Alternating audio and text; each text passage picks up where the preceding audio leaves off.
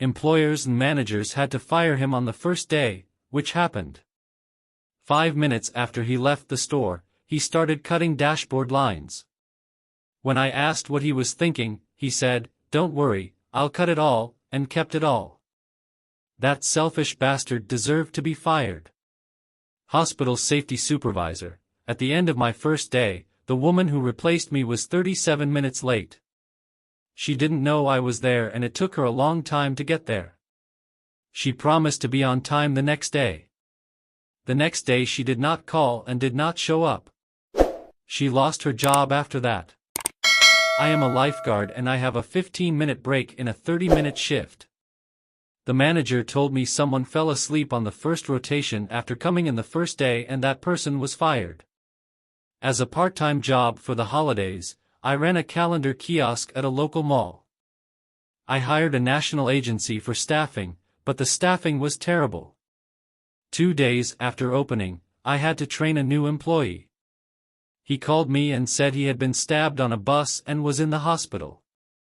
I asked what hospital and he told me. I have a buddy who works for the local police and he asked him to call me. There is no such person at the hospital and there were no stabbings on any bus route. I called the number I had for him and was answered by his father. I gave my name and explained that I was firing his son. He was very polite, but when he hung up I heard him yelling at his useless fucking son. I don't understand why he didn't tell a more believable lie. The most memorable of the layoffs I witnessed was the man who was hired as VP of Marketing. He believed that title entitled him to be late to important board, vice president and CEO meetings from day one. Unfortunately, because he was a rookie, he was given a pass and a second chance to impress.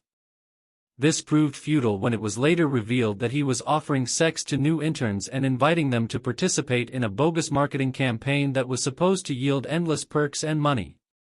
The CEO personally asked him out and, of course, in the most polite manner and kindly advised him to go ahead and be a weirdo. Once, while working for a major bookstore chain, I fired a man who thought it would be funny to cancel a 5-year-old's order for Paddington and replace it with The Fine Art of Vaginal Fisting.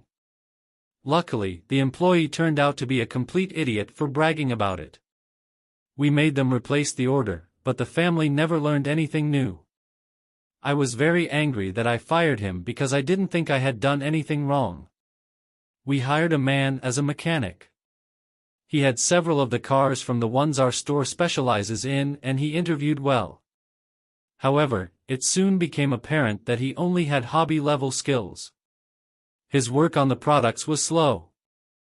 I always put new employees in charge of their own family cars or store cars before assigning them to work on customer cars.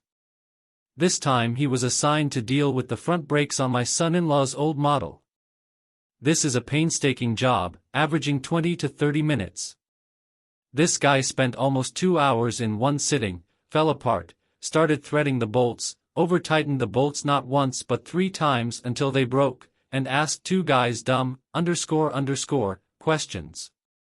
And finally it was all finished. I did a long-distance road test, including on the freeway. The scraping sound didn't go away, but instead got worse. When I lifted the car to inspect the brakes, I found that both bolts securing the brake calipers were completely loose.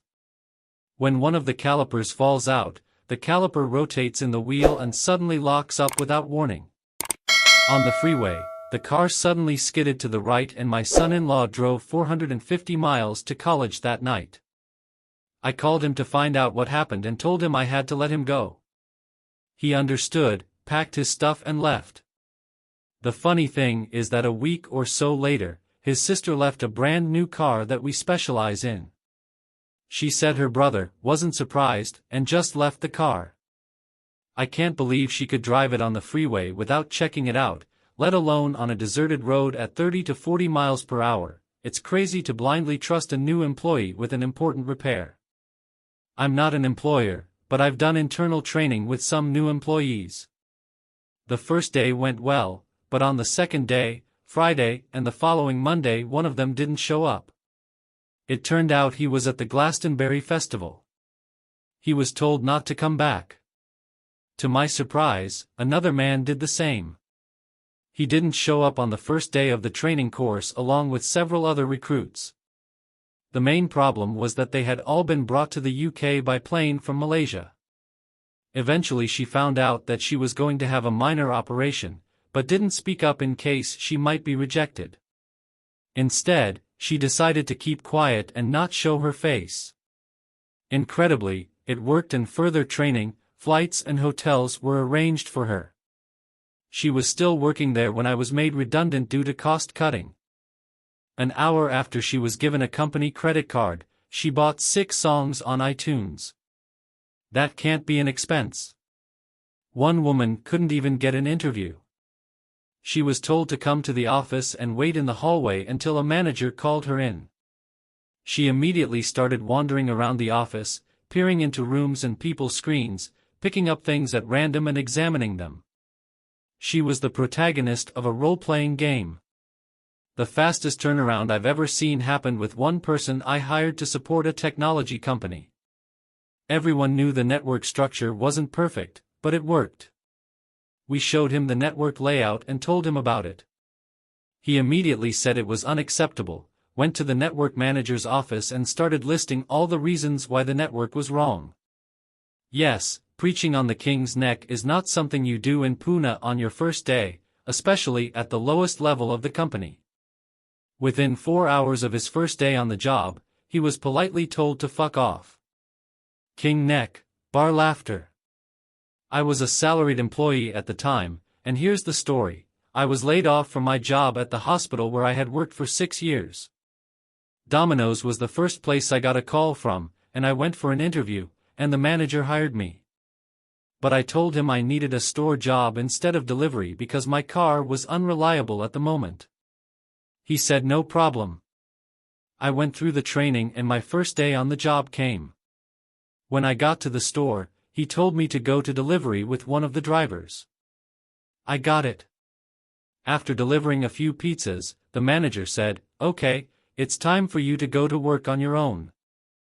I told him I couldn't deliver. He replied I needed a driver. "If you can't do that, then I have to let you go." I found out that my friend's wife worked there, who was having an affair with the manager at the time.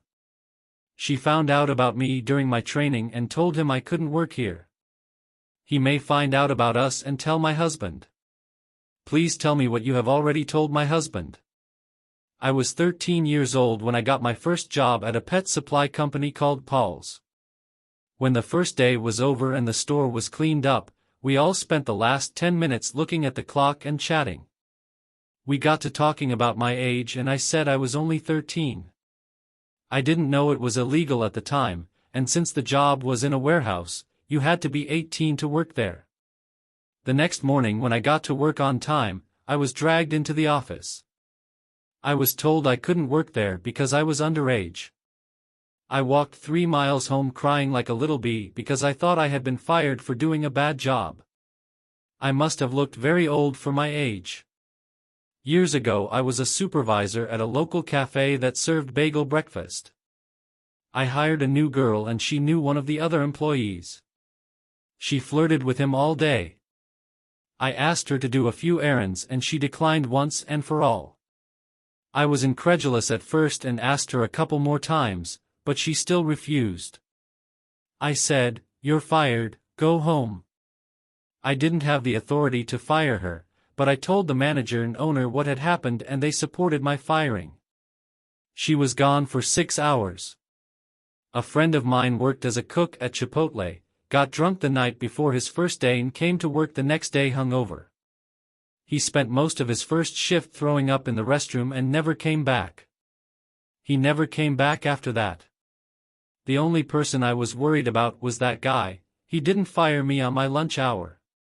He was found carrying 2 rolls of toilet paper to his car. I explained that I couldn't afford toilet paper at the moment. The manager took over and fired him on the spot. If you steal toilet paper, you deserve to steal something else. But you, if I asked, I would lend you money to live on. Cologne, I'm a teacher. I was on the hiring committee for a new 5th grade teacher. I trained her and supervised her in class. And then this stupid teacher said to one student, "I don't like you very much, so you're going to have to deal with this on your own." The next thing she showed her was the door. During the interview on the way to the door, I asked for an explanation and she said this about the student she didn't like. I asked, "Did he make any inappropriate remarks to you about money?" I asked. She replied, "No, but I know he's nice." TLDR, a 30-year-old woman made a class distinction about a 10-year-old child. There was an employee who worked for a week. He went to a comedy club and ordered $60 worth of food and drinks but couldn't pay, so he billed the company. When he asked if his account could be debited, he was denied. The next day, the manager of the comedy club called me and discussed the matter with me. It was payday and I told him to pay me the same day. He didn't pay me. The next day I sacked him. He went to a comedy club and ordered $60 worth of food and drinks. I can't believe he only had one beer and one pretzel at the comedy club. It wasn't exactly the first day, but only a few people were just getting started before a big company meeting. Long story short, one guy got into the customer database of the hotel where the conference was being held, was high or something, and was getting as much information out of people as he could. 6 years ago I opened 2 restaurants as a side business. When I was paying for my lunch, he considered it an honor to sit across from me and steal some of my food. Before I fired him, I asked his co-workers and they told me that he regularly did this without kitchen equipment and only once did it with a customer. He was trying to team up with a client. I had a small consulting company with 3 other people. We had been beating ourselves up for about 3 years to get a good reputation and expand. We were getting new contracts and were already putting out 100%, so we started looking around and hired someone who had a good reputation and seemed to have the right skills. We introduced this person to the customer and the project co-management document and sent him alone to the customer's facility to get to work. At 11 a.m., the customer called and asked why the new person was redoing the solution we had agreed on. It turned out that the new person had told everyone that the design sucked and needed to be redone from scratch in less than 40 minutes. We called him in at noon, asked him to explain himself, and then fired him and told him we'd pay him a day's salary if he packed up and left immediately. New rule: never bring a new employee to a facility without an escort. I was trained partly by this woman, but mostly by other employees. The second day after I officially took over the store, I had to fire the woman who had been manager before me. Most of the employees ended up being very resentful of her for getting away with such negligent behavior for so long, because they liked me from the beginning and they started working harder. I didn't fire her, but I did see 2 young women get fired on their first day of work at a strip club. Apparently they didn't know they were supposed to strip. I was working as a manager at Radio Shack, and we hired a guy who looked like LL Cool J and about his age, part-time. He was hitting on female customers from the first day on the job. While wooing another uninterested woman, he turned around and accidentally hit a customer with a McDonald's cup. He then proceeded to prove to the customer that it was his fault and tried to get him to clean up.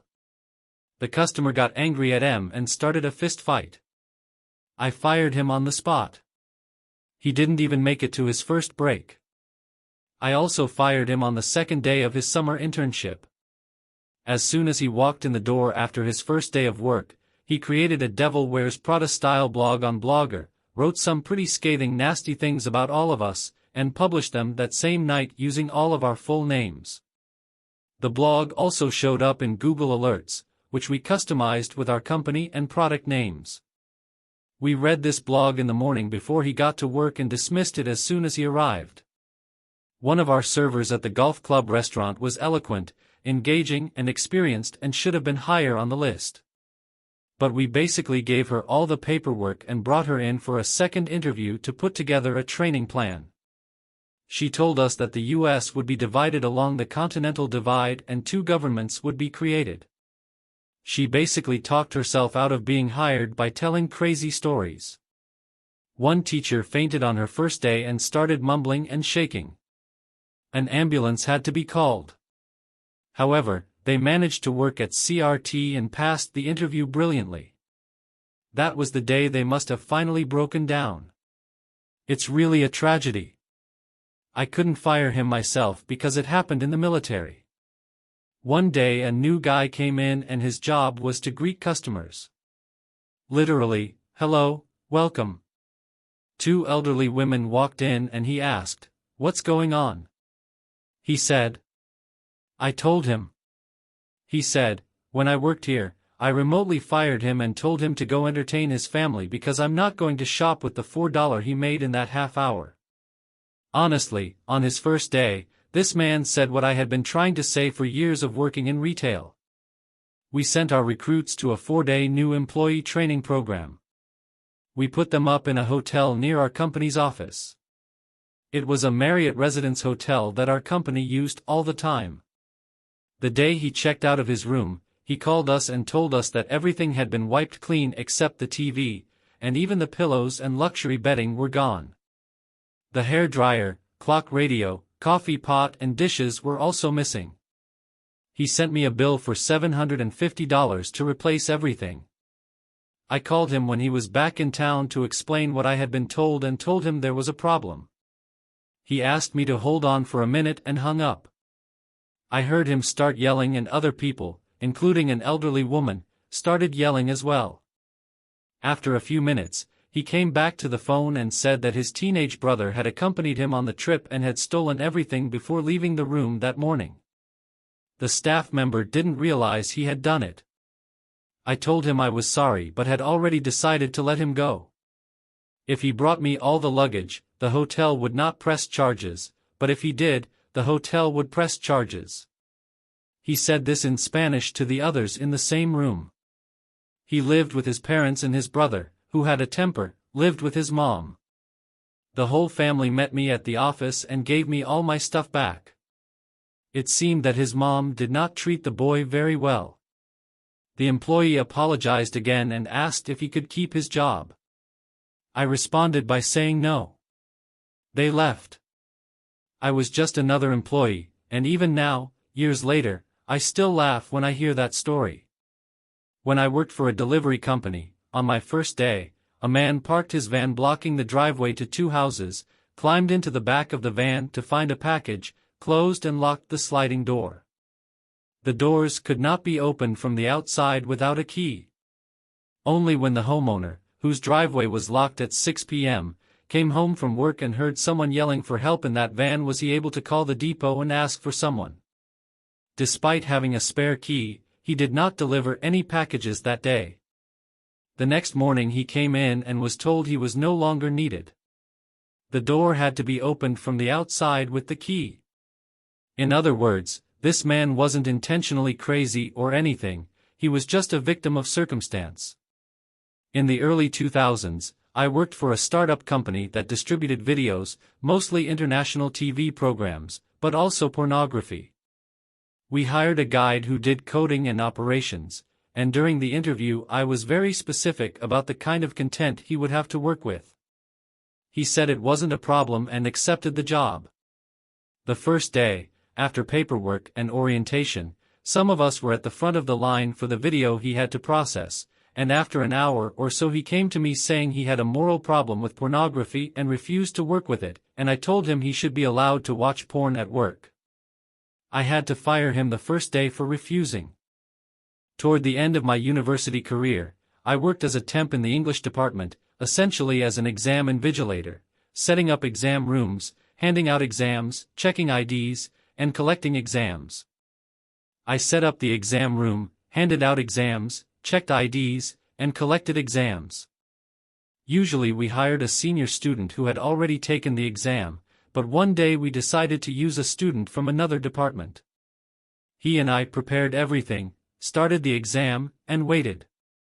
The man quietly told me that next semester he would probably take the subject again and that the exam would seem easy to him, so he could retake it now. I replied that no way. But he was persistent, and I told him to call his secretary and ask if she could do it. Not because I thought there was any chance she'd say yes. My devious plan worked perfectly. He returned to the lawn and told me that she had said no. She was as stunned by his cavalier attitude as I was. TLDR, my co-supervisor wanted to take the exam he was supervising. He never supervised another exam in that department again. One man came to new student orientation with a full-sized pillow and a large bag of Doritos. He was let go at the first break. The other was found to have eaten dinner and skipped out on the day of the interview. This came to light after he was hired, had passed his NG and was about to start his first day when he was picked up and questioned by police on the premises. He claimed to have paid by credit card and was asked to provide proof of this, to which he replied that he could not produce any receipts as he did not have any. He did not have access to mobile banking and the phone line was closed for verification. At 1 p.m. on Monday, he was told they did not believe him. So he was arrested and suspended. It's a little different than what you're aiming for, but I fired the man on the first day. More specifically, I was hired on a temporary basis to replace an administrator who was on vacation due to long-term health issues. When I got to work, I was given access to the manager's email account, and the first email I opened was a screenshot of the sick manager's Facebook page talking about working at the pub while she was on sick leave. I forwarded it to the manager, who thanked me and then retired to her office and yelled into the phone for a long time. If this is your first time on this channel, please subscribe to it. Until then, check back here to see a new video, as we publish one every day.